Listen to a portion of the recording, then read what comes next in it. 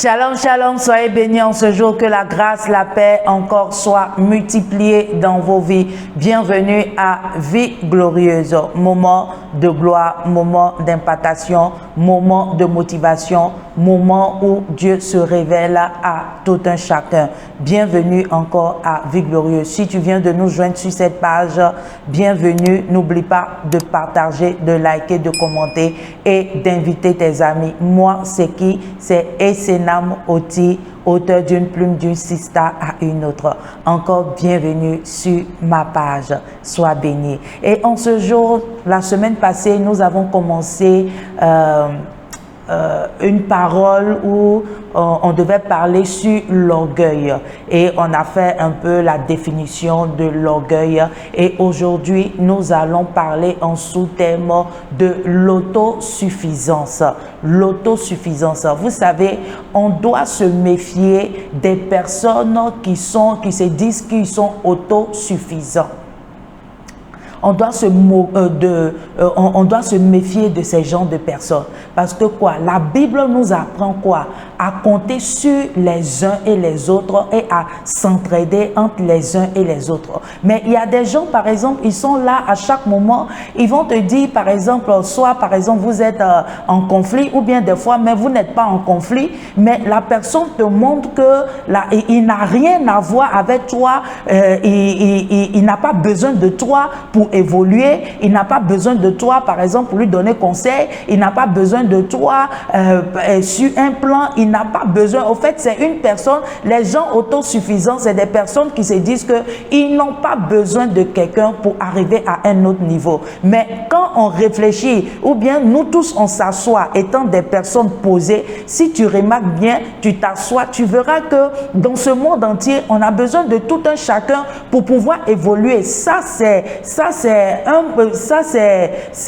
Disons, c'est quelque chose qui est très important dans la vie de tout un chacun. Il n'y a pas une personne qui est autosuffisante, non. Parce que regardez par exemple, aujourd'hui, par exemple, toi tu peux être le DRH, l'autre est la secrétaire, l'autre est le directeur financier, mais il y a quelqu'un d'autre aussi qui est dans la rue en train de balayer, il y a quelqu'un d'autre au dehors par exemple qui est dans la communication, il y a quelqu'un d'autre par exemple qui est dans, disons, dans les mines, il y a une autre personne qui travaille par exemple dans les usines. Toi seul tu ne peux pas tout faire à la fois, ou bien toi seul tu n'as pas la connaissance de tous ces, disons, ces mots-là, ou bien tu n'as pas la connaissance de tous ces genres de choses. Non, mais on a besoin de qui? De tout un chacun. Donc nous devons quoi? Nous méfier de ces genres de personnes. Et on va prendre dans Apocalypse 18, le verset 7 à 8. La Bible déclare: autant elle s'est glorifiée et plongée dans le luxe, autant donnez-lui de tourments et de deuil, parce qu'elle a dit en son cœur: je suis assise en reine, je ne suis point veuve et je ne verrai point de deuil. Regardez par exemple la reine d'Apocalypse 18. Elle était imbue d'elle-même. Elle croyait que sa situation n'allait jamais changer.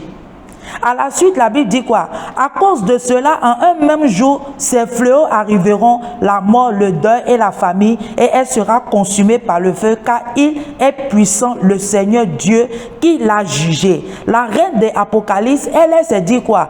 Parce que j'ai dit en son cœur: je suis assise en reine, je ne suis point veuve et je ne verrai point de deuil. Et chez elle, elle n'allait pas voir de deuil, elle n'allait pas avoir beaucoup de choses, mais elle n'allait pas avoir certaines choses. Mais elle était imbue d'elle-même. Elle se disait qu'elle était autosuffisante. C'est comme ça, il y a plein d'entre nous, on se dit qu'on est autosuffisant et on fait sortir des paroles qui sont remplies, qui sont enflées de quoi? D'autosuffisance. On est enflé de quoi? D'orgueil. On est enflé de beaucoup de choses parce qu'on se dit qu'on n'a pas besoin des uns et des autres. Par exemple, des fois, tu peux être avec une amie ou bien un ami, ou bien soit il y a des désaccords, ou bien il y a certaines choses, mais toi tu te plies pour, par exemple, pour demander pardon à la personne, mais la personne te dit automatiquement que et tu n'as pas besoin d'elle, ou bien tu n'as pas besoin de lui, ou bien lui n'a pas besoin de toi. Non, on a besoin de tout un chacun. Dans ce monde où nous nous trouvons, tout un chacun a besoin de l'autre. Parce que chacun a un talent, chacun a une bénédiction, pas forcément une bénédiction, mais chacun a des idées qu'il peut apporter à l'un et à l'autre. Par exemple, toi, tu peux travailler par exemple dans une banque. Moi, je ne travaille pas dans une banque, mais si j'arrive dans la banque et je me dis que je suis autosuffisant, mais c'est qui je vais voir? Mais il faut que j'ai une connaissance ou bien j'ai une personne ou bien soit dans une administration ou bien quelque part pour que la personne puisse, par exemple, m'aider. C'est important.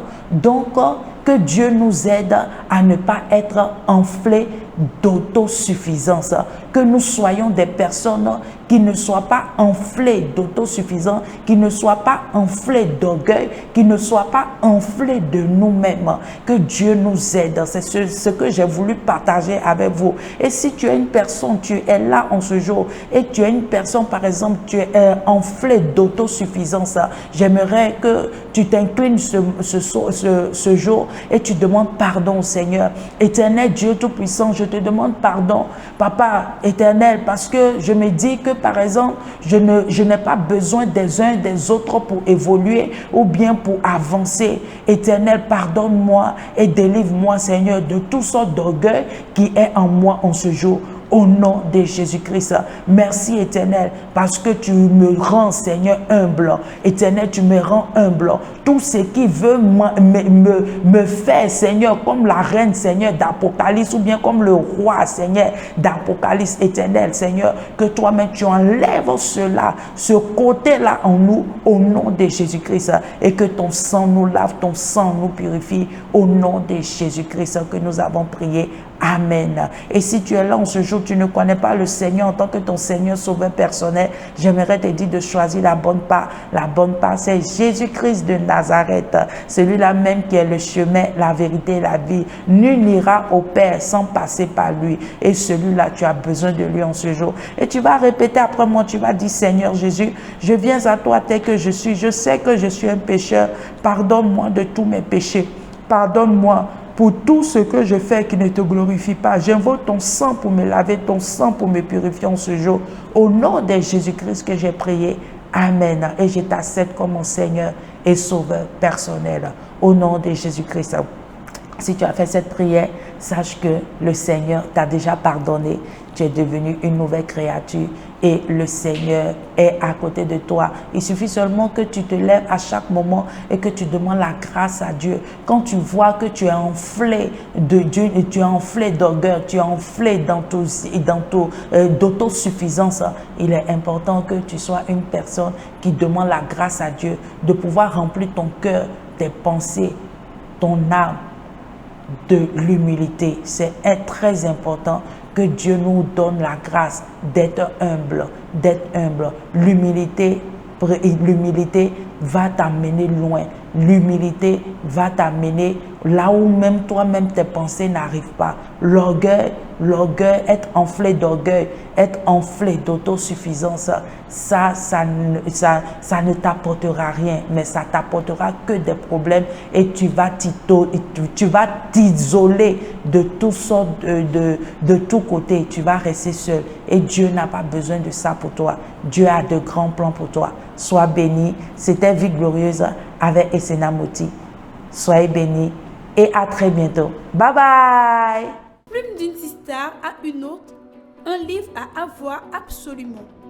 Plume d'une sister à une autre est disponible sur notre site web essenamotiministries.com et dans toutes vos librairies. Contact 07 08 84 59 01 05 05 40 92 73.